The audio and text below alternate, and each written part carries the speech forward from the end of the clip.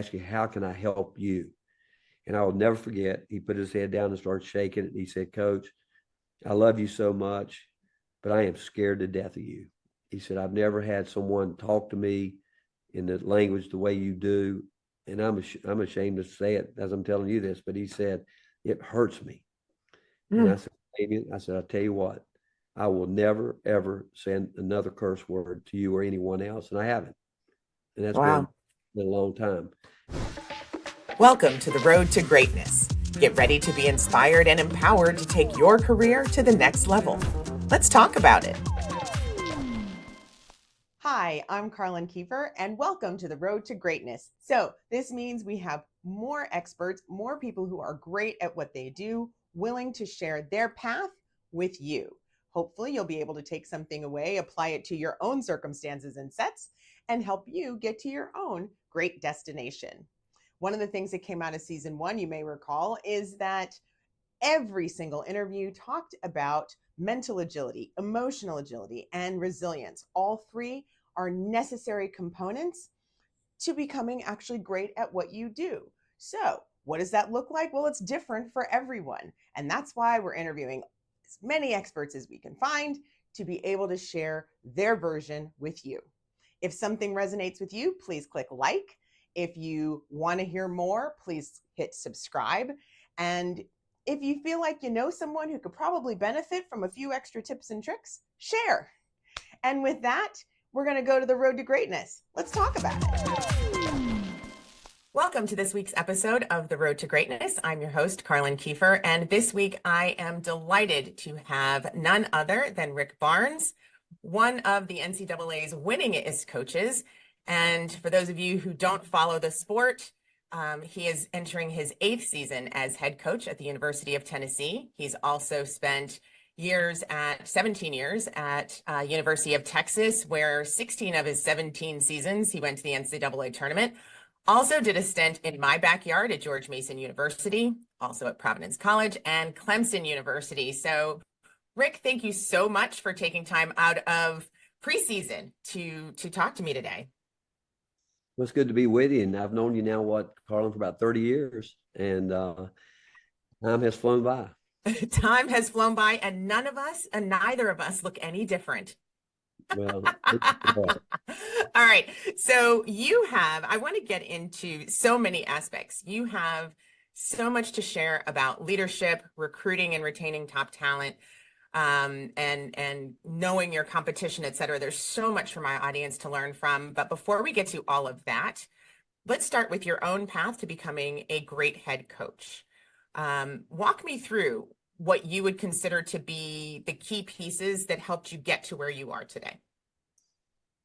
It would be people. I was very fortunate. When I graduated from college, I wanted to be a high school coach and I wanted to be a physical education teacher. I did not want to have any part of being a classroom teacher. I believed with my whole heart and soul that, PE is a big thing and that's what I wanted to do. But I couldn't get a job. I tried. And so my first year out of college, I actually worked one of the hardest jobs I've ever had. I worked at UPS from 4 a.m. until 8 loading trucks. And then I went and worked for my future father-in-law or my father-in-law. I'd been married my senior year in college. And then worked at North State Academy as a volunteer coach. And from there, I met a gentleman I'd known from Hickory named Paul Lavitt. Who knew some people at NC State, but a really good buddy of mine, Andy Anderson, suggested that I go up to Boone, North Carolina and meet with a young coach at Appalachian State by the name of Bobby Crimmins. And I went up and met with Bobby and his assistant coach, Kevin Cantwell, and I told him I really wanted to get into college coaching, and I had no contacts, didn't know how to do it. And Kevin actually said to me, you're probably going to have to volunteer somewhere if you can't get a grad assistant. I'd been trying to get all these grad assistant jobs and couldn't get them. And so a week later, Eddie Biedenbach left NC State, and my friend Paul Lavitt, who was a big NC State supporter from Hickory, asked Eddie to give me an interview. And Eddie agreed to do it. And I was supposed to meet Eddie. If you know Eddie, he's a morning person, and I was supposed to meet him at 8 o'clock in the morning. And I left Hickory, got up and left Hickory at 6 which is a 45-minute drive to Davison, North Carolina. And Eddie forgot about it. He was still in Raleigh, and Oh no. his assistants kept telling me he was coming and to wait. And at 5 o'clock, they were going home, and Eddie hadn't gotten there. So I decided I was going to wait a couple more hours. And at 7 o'clock, Karlyn, he walked up the steps, and I recognized him. He was a terrific player, and everybody in basketball would have known who he was. And I said, Coach, I'm Rick Barnes. He said, I'm so sorry. He said, come in. And we went into his office, and he talked. And he said, I'm looking to hire put my staff together, but I think I have it down. And I said, well, I'd like to volunteer. I'd work for free if you could get me a job. And he said, well, if you just want to come down on the weekends. I said, no, I want to do this full time. And he said, I can get you a job working at Hoke Lumber Company and half a day. Then you can come here and do what you need to do. And from that experience, Karlyn, I mean, you think about it, my two people on that staff, Bob McKillop, legendary coach at Davidson College, Steph Curry's coach on that first year staff, Jeff Buzdelic. Jeff ended up being an NBA coach, Colorado Air Force, Wake Forest, and John Coach and I met Tommy Abatamarco and Eddie Beanbach. That core group right there were guys that really helped me move in this business. And after 2 years of Davidson, 1 year as a volunteer, then I became the part-time coach by title.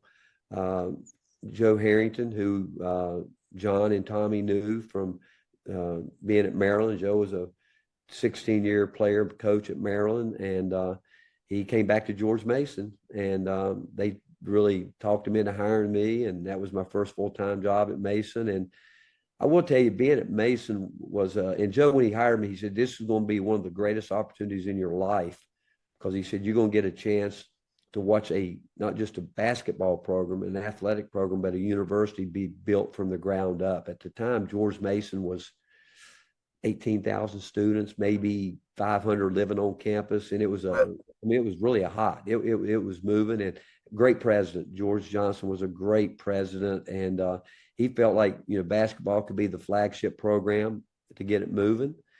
And Joe was the first full-time head coach ever hired. I was the first full-time assistant ever hired. And so with that in mind, I was in charge of recruiting, team travel, scouting, strength and conditioning program, and watching Joe work. And the one thing he told me, he said, if you really want to move in this business, you need to be versatile, but you also need to develop a reputation of being a great recruiter. And it was an incredible time to be in DC, because this was before AAU basketball had really taken off. Summer leagues were big. You had the Jelliff League, you had the Kenner League, you had all those different leagues going on around the Washington, D.C. area.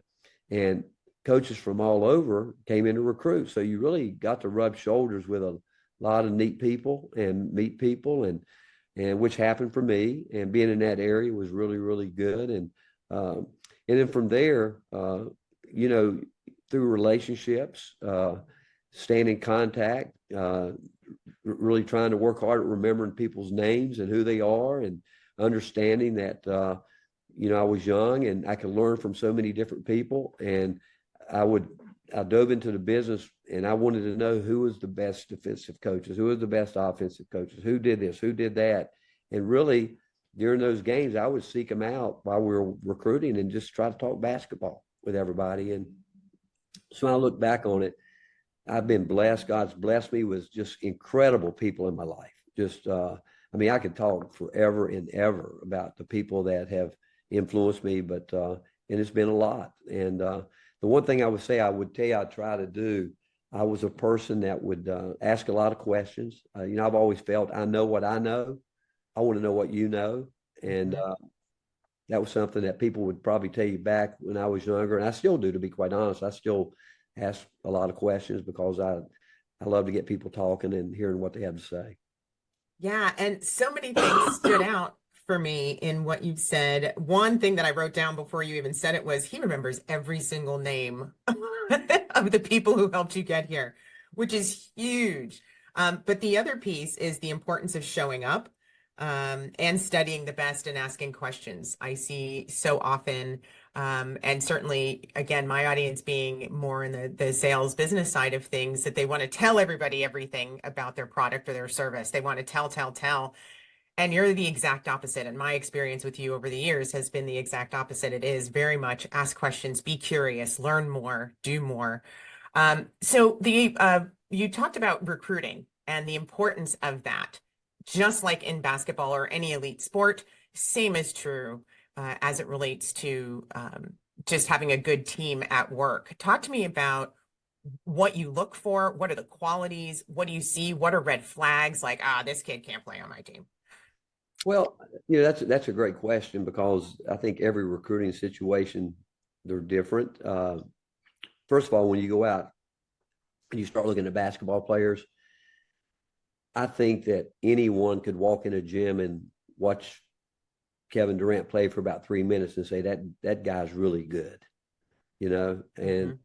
those guys, it's no question. I mean, they're special. They have great God-given ability, and you just hope you can get a chance to recruit guys like that at some point in time. But I go back to so many guys that maybe weren't as highly recruited, and you go in and what we talk about, we've got to find a fit that fits us. Where have we been successful? And we really believe in our developmental program. We believe that, we understand that every player we recruit, whether they're a McDonald's All-American, All-State, or whatever, we've never recruited someone that didn't want to be an NBA player. And you think about it, the chances of becoming an NBA player are slim to none. There's only, people don't realize there's probably, I'm going to say this, and I think I'm close to it, in the history of the NBA, that what I think started really in 45, 47, somewhere in there. In the history of the NBA, less than 5,000 people have ever worn an NBA jersey for one game. Think about Wow. it. And think about it. And that number will probably go down to 2,500 for guys that have worn it 2 games. It's very hard. People don't realize it's really statistically, and I'm not making light of this, it's easier to become a brain surgeon than it is to play in the NBA. I mean, you're talking about the best in the world, not just now. Now the NBA, it's up to 28 to 30% foreign players, and Right. it's going to get there. So we talk about, when we sit down with someone, I think the key to everything is transparency. I think you've got to be honest. I think you got to be real. I think you've got to tell people exactly who you are, what you are, and in return, you want the same thing. And you got to ask pointed questions in terms of, when we go in and once we evaluate and decide about a recruit, we think that he certainly helps us build a winning program. Then we have to do our intel, and we got to find out if he understands what we're about. And before we even maybe get to him, we're going to ask questions. What is his character like? What is his work ethic like? How does he get along with all that? Everything you would imagine. And then once we sit down with him and start talking, we got to get a feel, but we're going to tell them exactly the way it is and ask them if they want that. We're going to say, we're going to work hard with you. We're going to coach hard. We're going to get you, because if you truly want to be a pro, what are you going to do to separate yourself? And you have to separate yourself to be one of those 500. And one thing that I do believe too is that a work ethic is a talent. Not everybody works hard. Right. I wish I could. It took me a long time to understand this. I've read a lot of people, and John Wooden used to say this: don't mistake activity for achievement. And Yes. I'm the most guilty person of all of that. I believe, and it was really funny when I was at the University of Texas. Eddie Reese, one day, my team wasn't playing well, and he came in and he said, "Why is your team mad at you?" And I'm like, "What are you talking about?"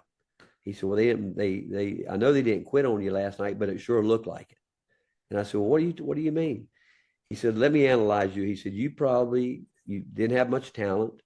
You read everything you read about hard work, and you had to do this, do this, do this, do this, do this. Well, he said, and that's what has given you a chance to get where you are.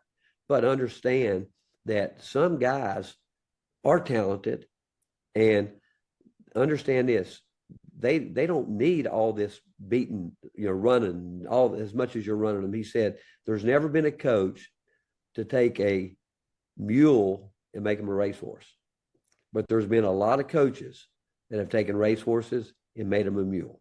Whoa. And that hit me right between the eyes. And he said, you're going to have to learn how to taper. He'd been to our practices, and he said, you've got to learn to taper. He said, I understand work. He said, but understand this too. Your older guys can take everything that you want to give them and more.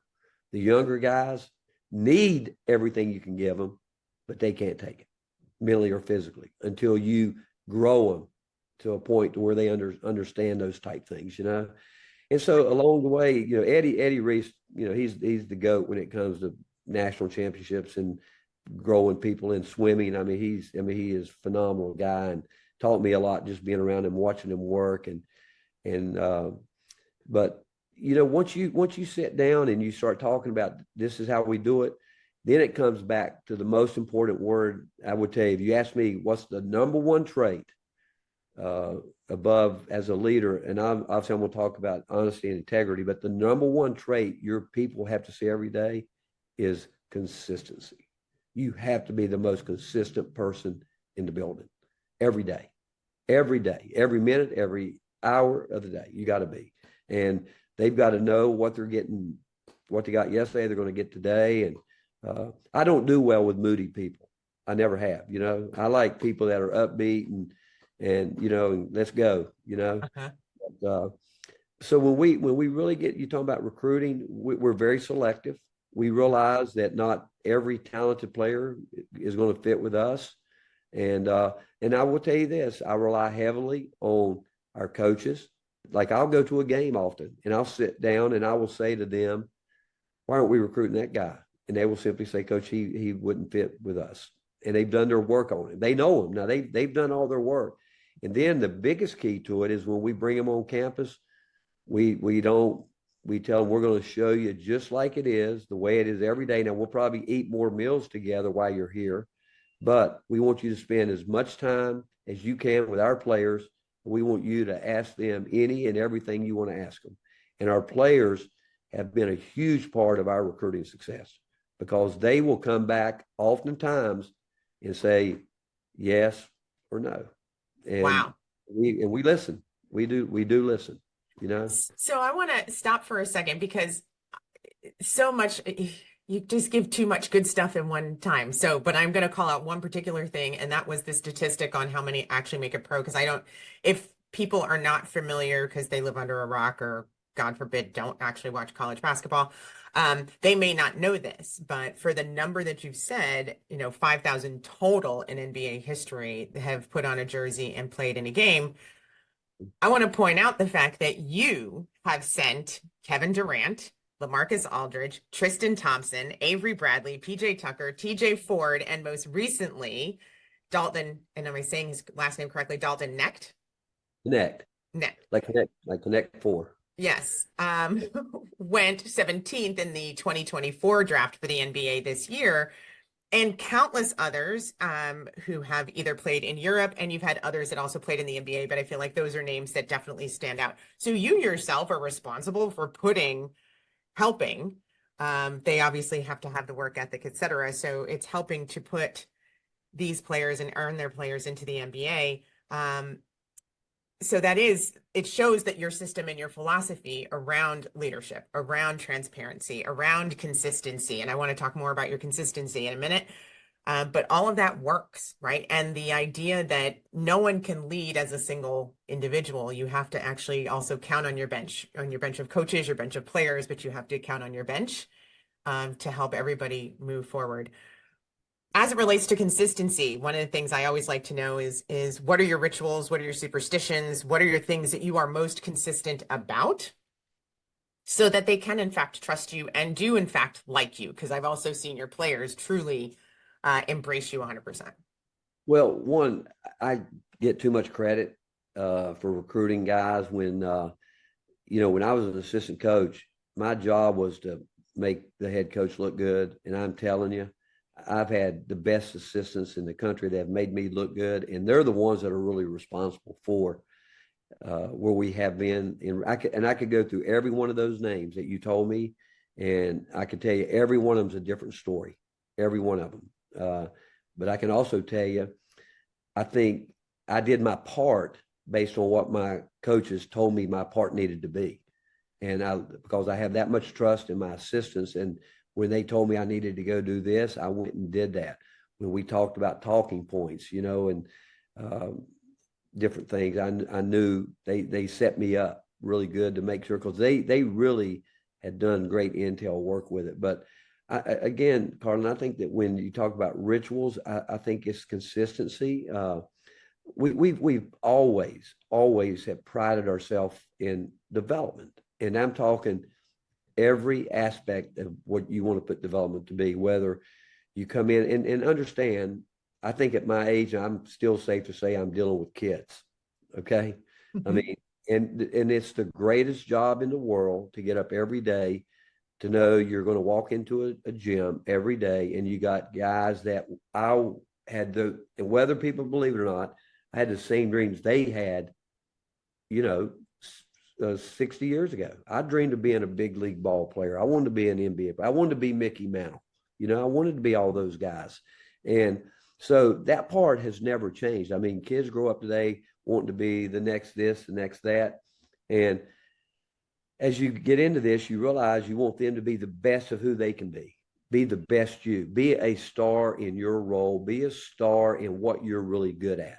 I mean, Kevin Durant could have gone to stayed home and gone to UDC and he should have been the first pick in the draft. He was the second.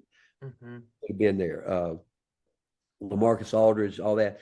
The fun part with me, I could tell you stories of. I can give you a story of a kid named Royale Ivy. We had lost a guy that left early when we were at Texas. That we didn't know he was leaving. We get a fax one day that said he had signed with an agent, and we knew we needed another player to fill that scholarship. And Rob Lanier, who's now the head coach at Rice University, just a wonderful person, great person, somebody that, from my position, always had my back. I knew he was going to have what we needed lined up. And he said, Coach, there's a kid up in New York that he said, I've watched him. He said, he's not being recruited by any big schools. He said, I'm telling you, I see him. Maybe he could end up being an NBA player, but also he could be a dud. He said he's, 6'3", 6'4", got a 7'2" wingspan, but he said he's very competitive. And I said, well, what do you think? He said, well, I think we ought to go see him. And he said, I've seen him. I think we got to go meet his parents. And so we go and meet his parents before we'd ever met Royale. And we walk into his dad's house, and his dad and mom, wonderful people. And Rod looked at me and he said, Coach, you guys are a big time university. Why would you want to recruit my son? I said, I'm going to be honest with you. I haven't seen your son play, but Rob is a guy that I trust with my life. And he tells me that your son, he thinks could be a guy that could help us if he does what we think he can do. And if he doesn't, he might not. And I said, to be quite honest, I don't know what to tell you other than, Rob's done his work. He thinks he's a worker, and we do well with guys like that. And he said, well, I can tell you this. He understands what it means to be the fifth option. I've never heard anybody say this. He said, my son's never going to be a star, but he knows his role. He will always play his role to the hilt. And it's not going to bother him to be the fifth option when he's on the court.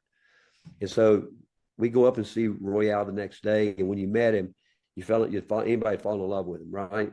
So anyway, he comes to Texas, ends up leaving as the all-time winningest player at the university. But I'll never forget, we come up his freshman year, we play Duke in the Garden, and our older guys they're getting wiped out. And I get frustrated with them. And I put in this young class, all my freshmen, I put them on the court, and they all played great, and Royale played great. I mean, think about him growing up in New York, getting a chance to play in the Garden.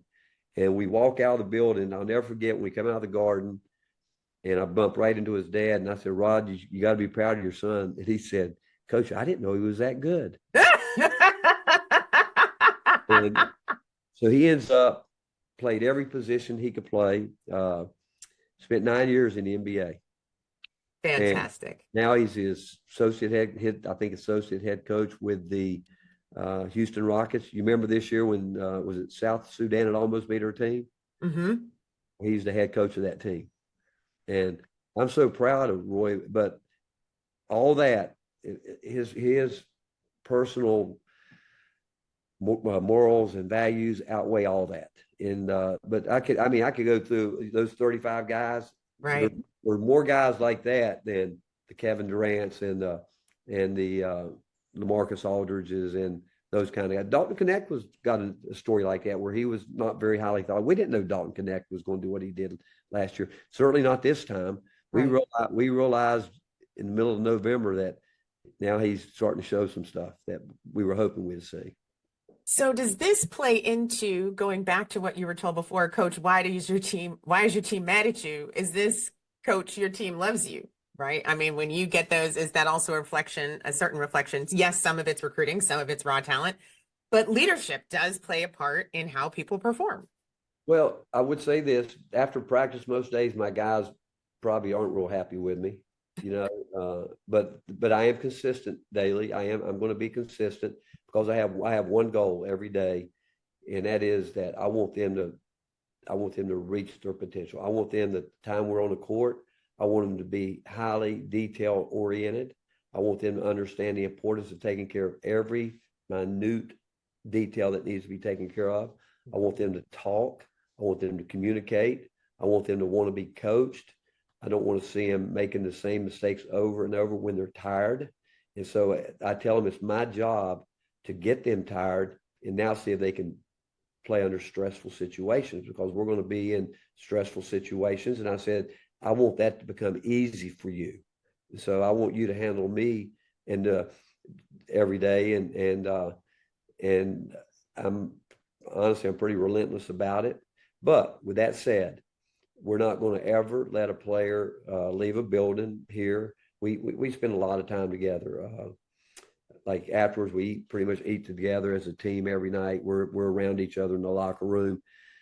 We're going to, if I've been overly hard on a guy, and I would call it coaching. I mean, people want to maybe critical, whatever. People put any word on it. The bottom line to me, I'm trying to get him to be the best he can be. That's what I'm trying to do. But I know that some guys, I mean, I can coach some guys. Like I got a terrific kid on my team right now, Zakai Ziegler, who every single day he is full throttle, competitive. He wants to win in every drill. And some days when he's not having a great day, and he knows me by now, when I yell out Z at a certain decibel, he goes, I got you. And he knows. There's nothing I could do. I mean, like runs off his back.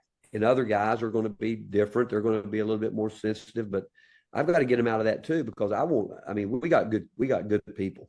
We got a great thing going here with really good people, but they've got a job to do. I've got a job to do. But all I'm saying is communication is key. I don't want anybody to leave not looking forward to coming back the next day. And so if I've been hard on somebody, if I want to let it sting a little bit longer, I might say to one of the coaches, make sure you get to so-and-so before he leaves today. And I normally that night I'll call him and say, hey, man, you understand why I'm getting after you? We need you. I got to get you there quicker than you kind of want to get there. And because we're getting ready to toss it up for keeps in 6 weeks, and I got to get you there. And I don't want you to be disappointed. But again, it goes back to transparency and being honest. And sometimes, like I said, I might let them simmer for a little bit, but I'm always going to go back and touch them up and let them know that I'm doing it because, first of all, that's their dream. They came here because they want somebody to get them there, and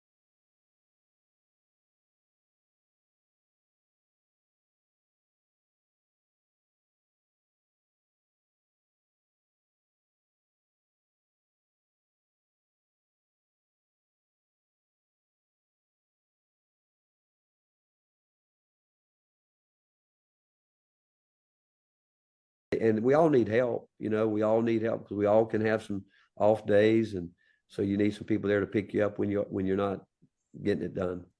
Yeah, I love that. And the mental resilience, the physical resilience, it's actually something I talk a lot about. And one of the things that I do with clients is I actually have started incorporating improvisation training so that they can get used to the mental agility piece, going with the flow, being able to pivot, not getting caught up in, well, I don't have all the information, but I know that I have to at least trust where it's going. That part of, but what you've said in terms of, I want this to become easy, operating in the discomfort, operating in the struggle, operating in the, when it's hard, that you're not making mistakes when you're tired.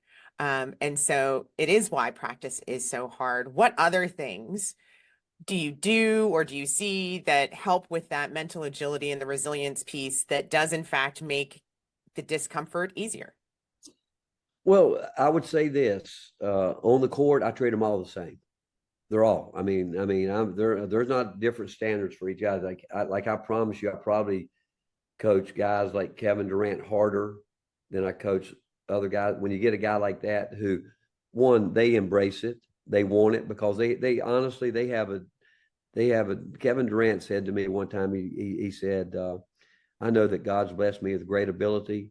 I want to make the most of everything that He's given me, and I don't want to look back with any regrets. And I told him I thought one day he had a chance to be one of the top great players ever to play the game. Mm-hmm. You can't say that to a lot of people, because some of them, they're good enough to get there. And, some of them are going to have to fight with everything they have just to step in for a cup of coffee, But but that also opens up doors for guys. I mean, we've had a slew, Karlyn, of players that have gone to Europe and made great money. I mean, been able to come back and be set up and do some wonderful things with their families and everything. So there's different avenues, and we don't know what that avenue is going to be for each one of them, other than what we want. And we tell them we want them prepared for whatever comes their way. And that means you're going to have to deal with some adversity. You're going to have to deal with some hard times. And so off the court, they're very different. In my relationship, it's really interesting. People used to ask me about coach-player relationship. Well, what I've learned about relationships, they have to go both ways. If a player wants to have a relationship with me, believe me, I love being around young people. But as you know, we've all met people in life that sometimes you connect with somebody else a little bit different than someone else. And then some people are shy. How do you pull them out? And you might have to work harder with that person to get them to a level where you can say, hey, man, what's going on in your head right now? And no, I don't want now. I want what's going on in your head, not what somebody else is telling you. I want to know what you're thinking. And but the only way you can do that is to spend time with people, and they've got to know you care. And again, they know when. And I'm telling you, I cut up all the time. I mean, I'm always having. You don't say. All the time.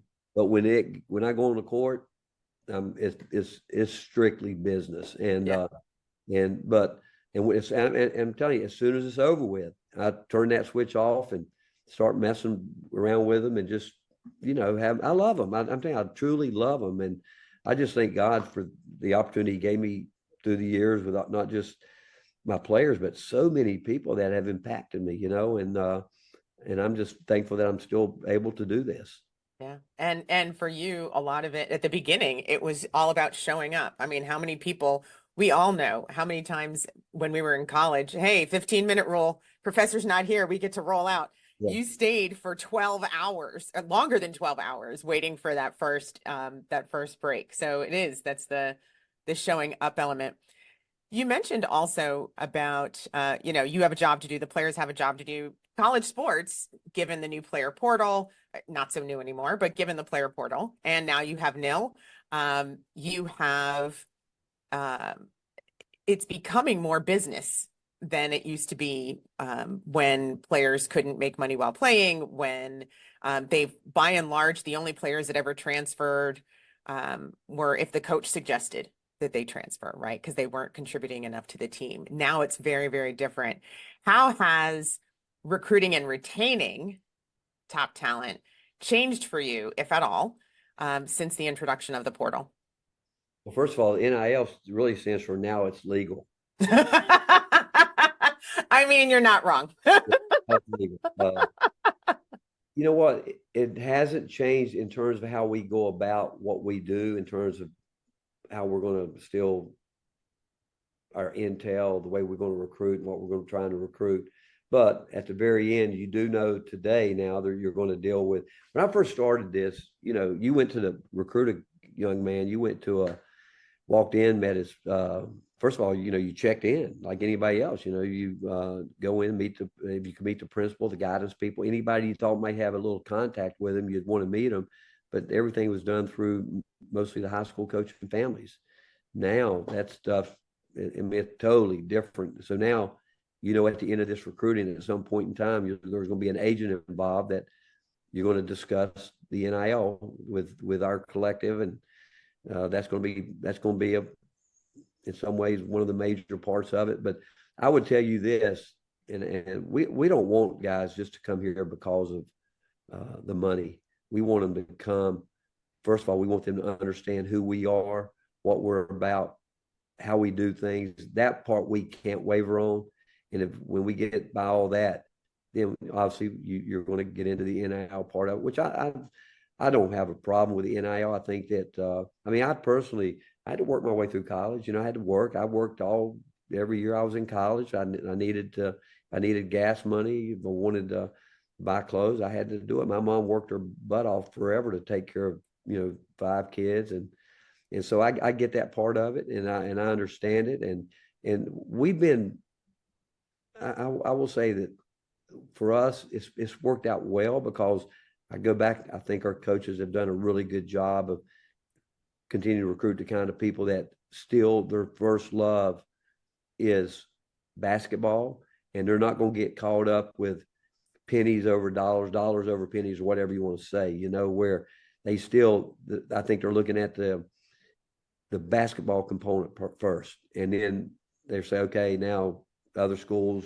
that we're interested in, where are we in all this? And oftentimes, it's normally very close, when you're recruiting people, with other schools they like to. And so can you get into a little bit of a bidding war at times? Yeah, I think we'd all be naive to think that doesn't happen, because it does. Okay, but it's still, it's the environment you create, because, you'll also say in business, there's the long-standing belief that people don't leave jobs, they leave bosses. So obviously.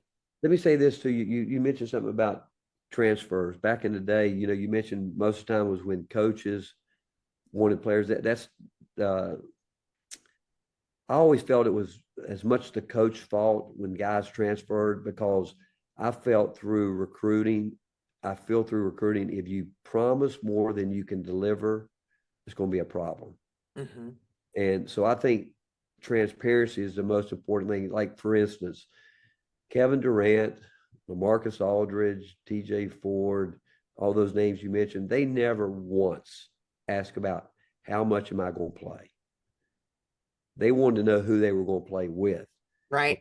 Their ultimate goal was to be on a winning team. Mm-hmm. When you run into situations when people are trying to pin you down about minutes, all I can say to them is that, you know what, we wouldn't be recruiting you if we didn't think you could come in and do this. But on the other hand, if you don't do what we expect you to do, you can't expect to get those minutes. Some people, we've had people want us to guarantee they're going to play a certain amount of minutes. And anybody that does that is really, truly not being loyal to the players in the program. Because we are still in a competitive program. And, and our job is to put the best players on the court. And here's what I will say about that too. Most parents, they want to see their child play. Players know who should be playing, and players recognize if something's not right. And that's what we're having. It'd be like if I were in a business and I keep promoting someone for some reason that they shouldn't be promoted. Everybody knows, right? And eventually that's going to tear that place apart. And that happens here. That would happen at any college program too. Yeah. And to be honest, happens in business all the time, where people are like, how did that person get the promotion and I didn't? How come that person gets the play, the shine, the whatever? and they, they didn't put out the same effort, the work, anything that should get them there. I do want to just stop for 2 seconds. You called it, now it's legal. I do have to give the real name for listeners who may not know what NIL really stands for, which is name, image, likeness. And that's how players now in college sports in general can make money while they're playing The when they reason used to I not be said able that, to. we also know back in the day, there was a lot of people using name, images, and likeness when it wasn't name, image, and likeness. So. No, totally true. I absolutely appreciated fully the statement. Just wanted to make sure for those who didn't know what NIL stood for, we just wanted to clarify that. All right. So many good things that you have shared here. I'm going to come back to you for just one more moment and ask what you would argue right now at this stage of your career where you have slayed many a dragon. You have won your share of victories. You have created a name, a brand, a legacy, and everything else. What do you personally consider your greatest success? And also, and then I'll ask that right after that, what do you consider in your career your greatest challenge? Well, first of all, let me say to you, I would say that I felt miserable in a lot of areas. I had to go back and apologize to a lot of players when I was a young coach because I got away from being who I think I really talked about being because I made it about me. I let my ego, I let my pride, I let my worldly, people telling me I need to be this way, I need to be that way, and which whether I just caved into it or what, or whether that's who I innately am, I made mistakes. And I went back and I apologized to many players and said, I'm sorry that I didn't really follow up in the way that I did that to you. And I got Karlyn, I got away from my core values. I grew up in a family where we knew right from wrong. And I got caught up in fame, fortune, and all that. And it was not, and it took my daughter and son telling me that I wasn't the kind of dad, husband, person I should be. I'd worked hard to give them this and that, but honestly, they said, I'm worried about your eternal life. And my daughter was just point blank said, Dad, Christ is the most important thing in our family, except for you. It's not. And I'm worried about you. And it hit me hard, and it knocked me back. And that might be my biggest highlight, that I had real truth tellers in my life. I mean, real truth tellers. And it's tough when your daughter, tells you something like that. Mm-hmm. But looking back, it was a major change in my life in terms of not the way I do things personally, but professionally, because I had a player, Damian James, who one of my favorites on your team, by the way. I remember doing media training with Damian. Oh, he was a special kid from Nacogdoches, Texas. Mm-hmm. And, Damian was a highly recruited player, and he came in with Kevin's class. We had a great class that year, and mm-hmm. Damian came in and struggled. I don't know if it was because of KD and those other guys that were doing well, and when they left after, KD left after 1 year, DJ left 2 years the next year, and Damian was there, and everybody around his circles thought he was a one and done, can't miss. And he had a great college career, but he was struggling. And he was struggling because of me, and I didn't understand it because I was the worse he played, the madder I got, basically. And back then, I'd never really used profanity when I was growing up. But one of my assistants told me if I didn't learn to use profanity, I wouldn't be able to relate to guys, which is the worst advice in my life. And one day we're getting ready to play at Oklahoma, and I said to Damian, I told the coaches to leave the locker room, and this was before the game, and I said, Damian, I apologize to you. I want to help you. How can I help you? And he said, Coach, I need to apologize to you because I've never lived up to the player that I know you want me to be. And I said, well, that's not what I asked you. I said, I asked you, how can I help you? And I will never forget, he put his head down and started shaking. And he said, Coach, I love you so much. but I am scared to death of you. He said, I've never had someone talk to me in the language the way you do. And I'm ashamed to say it as I'm telling you this, but he said, it hurts me. And I said, Damien, I said, I'll tell you what, I will never, ever send another curse word to you or anyone else. And I haven't. And that's Wow. been a long time. And guess what? He came out that day, and did he play better? Maybe a little bit, but as time grew on, he did, because and that what I'm talking about, where I was making it about me. I was frustrated that we weren't playing the way we needed to be playing, and instead of me owning up and instead of seeing the big picture, I got narrow-minded, and I was just selfish because my pride. We weren't playing up to the standard we'd built, and so the reason I say that is I think you've got to have real truth tellers in your life. I think you got to have somebody that's going to tell you some things, but the only way that can happen is if you're willing to let someone do that and know that, we're all broken in a way, and we can, and my answer to that is that, my relationship with Jesus Christ now, and it's the most important thing. But in terms of my highlight, I've said when I'm done, I just hope my players know that who I really am, and not about winning and losing. I hope one would say that, that he loved Jesus and that he tried to make us the best we could be every day. And it was never about him. Our motto here is, we call it ENOM, and it stands for, it's not about me. When I failed, I made it about me. And we've been at our best. It's never been about me or any one particular person in our program. It's been about us. Wow. I feel like, even though I have so much more I could ask, I feel like that's the note to leave it on, because that was just a really powerful, that's a powerful story. It's a powerful takeaway, and I'm going to leave it on that. And I will say confidently, as someone who has known you and watched you evolve over 3 decades, that I think people who see you see the real you. And you do stay true to your authentic self and your brand, and as a caring, inspiring leader. So I thank you for your time today, Coach Rick Barnes. And I should also suggest you should do more long form interviews, because you just drop pearls of wisdom left and right. So, Thank you. All right. Thank you for your time today. I hope that you all have taken a lot of the lessons here. 1, showing up. 2, remembering every name of who helped you along the way. Keeping the truth tellers in your circle and not stay in your echo chamber where people just tell you what you want to hear.